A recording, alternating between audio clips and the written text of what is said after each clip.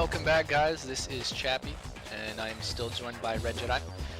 We are at Game 3 of the, I was going to remember the event that I'm casting, GameReplays.org, $300 Invitational. This is best of 3, right now it's 1-1, fiVe versus We Heart Pigs. Very good first game, very entertaining second game, although it was not very close, and hopefully this is a great third game. I wanted to clarify how these teams got here to this invitational. This was obviously the top 8 teams from the GameReplays.org ladder, which it was basically just a recording of points and whatnot from all of the weekly tournaments for the past like a couple months. They were invited, obviously, and I posted a link in the chat that you guys are all probably watching right now, and I'm gonna do it right now. If you guys want to check that out, it's up to you. That's the ladder that I'm talking about. And I wanted to say that this was like our unofficial test run of the ladder, etc. We're gonna be having these seasons forever now, I guess, and next season starts next week. So that's obviously how you get to these invitationals. You participate every week in the tournaments. You're given points based on how far you make it. Next, it's going to take I think it's probably going to be about 2 months. The ladder's going to last probably about 2 months. And at the end of it, there's going to be an invitational. We're going to invite the top 8.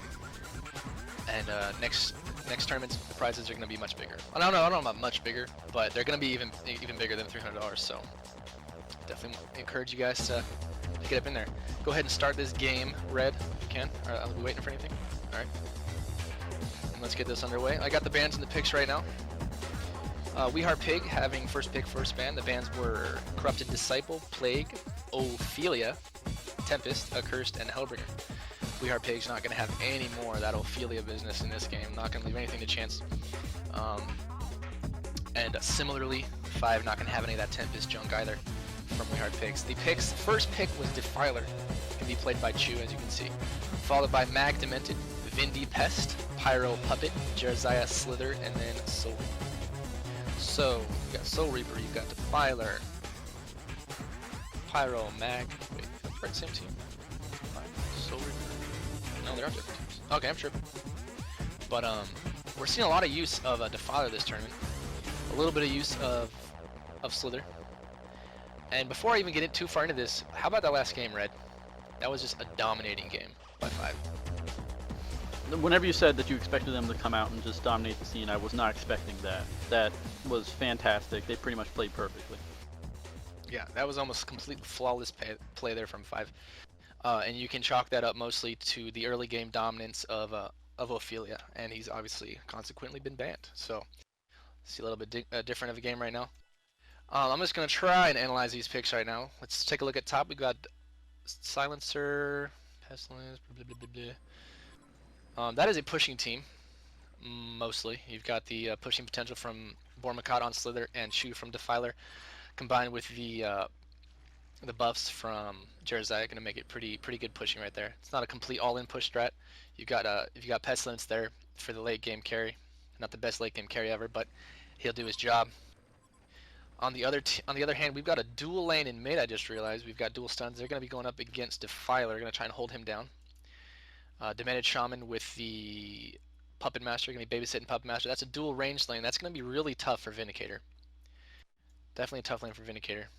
Up top, Soul Reaper, and who I can only imagine will be. Okay, wait. Something's going on here. Might be letting Puppet solo bottom. I am confused. They're doing the mix and the match on me right now. I'm going to wait until they actually head to their lanes. Trying to predict this stuff. DD top, taken by Soul Reaper, taking it top. Soul Reaper and Wildebeest. Wildebeest is going to go do that warding right now. We already got one down. Needs to be careful not to get caught. He's going to block that spawn. Bormakat not going to let them get up that hill without getting punished. Make them go the long way around. Alright, we are going to have that dual stun lane in mid, so it's going to be a dangerous lane for Chew, going to do their best. Obviously, realizing that Chew is a star player, they're going to try to hold him down, okay? Because, letting a star player farm up and have a good game is like letting two average players have a good game. Not going to want to have that happen.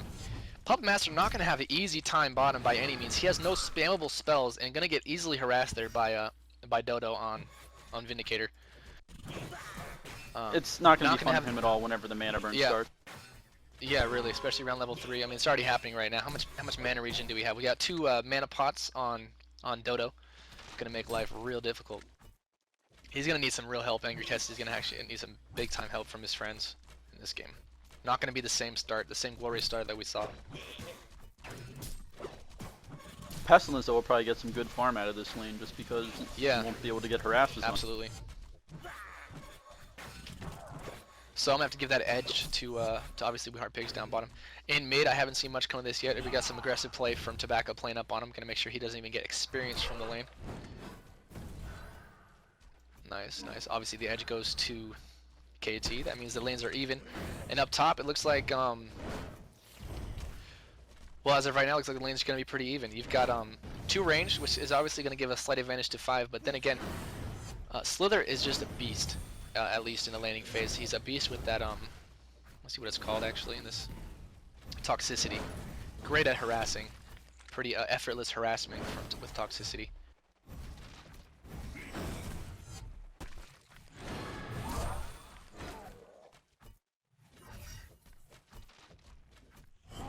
They're definitely doing their job middle. Chu only has a 3 creep kill.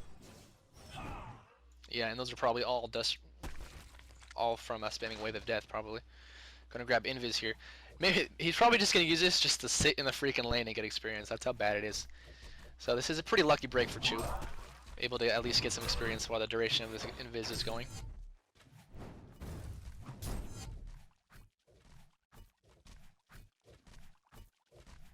Alright, it's Magmus and level Pyro are 2. denying like crazy though, so Yeah, still gonna hurt him. Still getting some last hits is Chu with that Wave of Death. Nothing immaculate though. Let me go over who's playing what. Everybody likes their name said, and I realize that since I'm a player as well. So we got a go up top. Levent gonna get healed right about now. Probably not gonna be enough, but getting some good DPS down there on Soul Reaper. Bormakat healing all the way up, coming back in, swinging into the lane. Gonna get some nice damage. Orange gonna be taken down to low health here. Like I was saying, that auto attack with toxicity, he's got level 1, is gonna be beast in this lane. Almost taking a death right there with that, just that toxicity. It's a very, very strong ability. Offers quite a lot of lane control. Let me go over to who's playing what. Starting on the left side, top to bottom. Levent on Soul Reaper. Angry Testy playing our Puppet Master. Tobacco on Pyromancer. KT on Mag. Wildebeest on Desham for We Heart Pigs. Bormakat on Slither. Chu on Defiler. Warden on Pesty. Pig on Jerziah. And Dodo on Vindicator. Team fights, I've got to give the team fight advantage if executed correctly to We Heart Pigs. They've got really team fight oriented heroes with silence, major ults in the form of Slither and Pig, Slither and Jerziah I should say. Jerziah needs to be careful here though. He's got no mana. He's just living on the edge of a sea right now. No mana, just some trees. No deaths yet so far. Life definitely getting difficult. Bottom lane for Angry Testy. Not even gonna be able to lane for much longer. At this rate. he's gonna be heading back real soon. Yeah, There's nothing although Dodo just about out of mana, although he has enough mana for one more, and he's got to be careful he doesn't die here. Does some kind of a combo here. Maybe just a couple attacks from Dodo, and then adding in that Sage's Lore might be enough to get a Bloodlust here. He's got to be real careful. Oh, KT coming down, needs some help. Oh, look at that! What a teammate kind friend. Wow, lots and he of help delivered here. from the chick. Wow. That helps a lot.